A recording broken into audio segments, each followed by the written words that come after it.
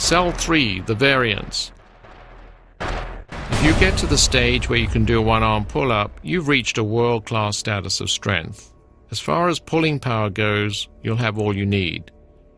But that doesn't mean there aren't other great exercises for you to pick up. We're going to show you a few movements which fall outside the 10 steps, but which can potentially really enhance your workouts if you use them right. All the DVDs in this series contain some variant exercises for you to explore. But don't get too caught up by the term variance. In the combat conditioning system, athletes are encouraged to really master a few exceptional exercises they can use alongside the fundamental movement types. These are not meant to replace push-ups, pull-ups, or whatever, and they're not meant to be exact replicas which work the same way. If these exercises worked exactly the same as pull-ups, there'd be no point learning them. You'd be repeating yourself. But it's always good to know a few extra movements for variety, to build explosive power or fresh muscle. Let's look at some more moves.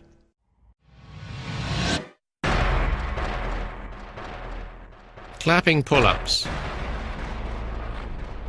Most of the combat conditioning exercises are performed to build pure strength without momentum.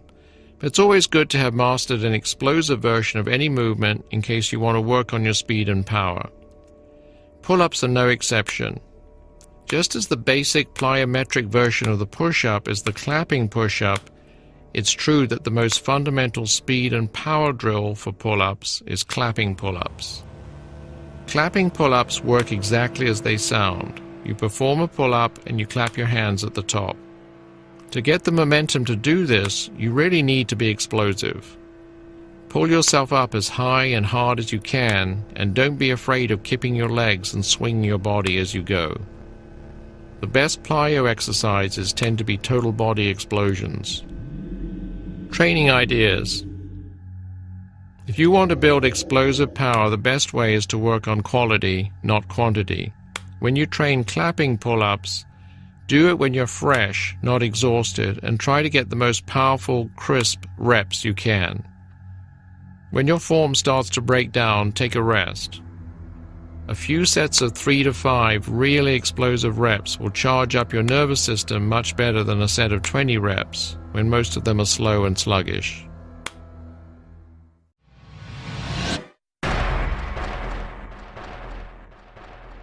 Dips.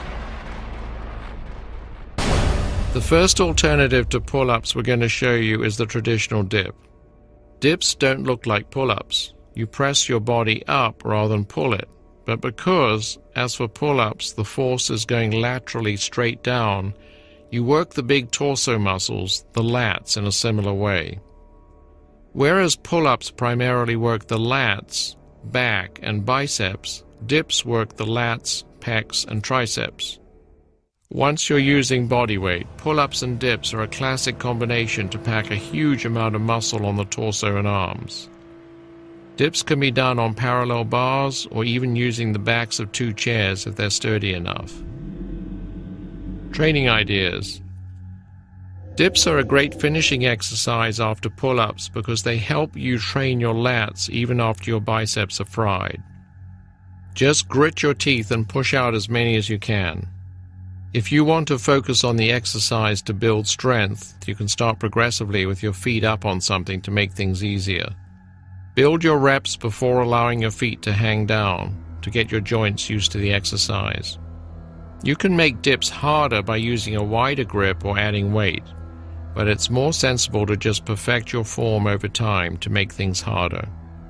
Use a good range of motion and eliminate momentum, and bodyweight dips will challenge even strong guys.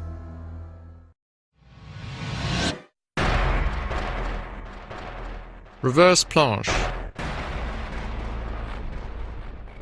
It's always good to have a static variant in your box of tricks for every movement you do. The pull-up is no different. The best static movement you can do for your upper back and pulling muscles is sometimes called the reverse planche in jails. On the outside, it's more commonly known as a front lever. The goal of the reverse planche is to hang from a bar with your arms straight and your body horizontal. This takes a lot of training. To get there, you need to take small steps. Athletes should begin to learn this hold in the easiest position with bent legs tucked in over your chest, like this.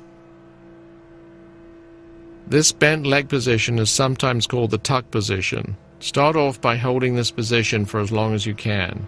Even if you have great arm and back pulling strength from pull-ups, you'll find it takes your trunk muscles a little while to gain the strength to lock your legs in place. When this beginner version gets easy, start to unfold your legs. Soon you'll be able to hold the position with your knees a little way out from your chest. Then beyond your elbows but still bent. When that gets easy, try straightening your legs out some more. Eventually you'll be able to straighten your body fully and achieve a perfect reverse planche, like this. Once you become comfortable in this advanced stage, you can even do pull-ups from this position if you want. That's a pretty impressive sight you won't see in most gyms. The reverse planche requires a lot of strength in the back muscles, joints, and trunk. It can take years to learn perfectly. The key, as with all bodyweight feats of strength, lies in breaking the technique up into manageable progressions. Do this with the reverse planche, and you'll master it quicker than athletes who try to jump straight in without a plan. Progression is king in all bodyweight movements.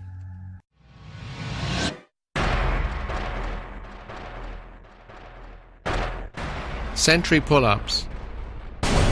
When you get to the stage where you can perform clapping pull-ups and dips quite well, you might want to consider a very advanced upper body exercise which combines both these great moves. You go for an explosive pull-up, but instead of clapping at the top, you flip your elbows up so that they are above the bar and push your body up from there, like a dip.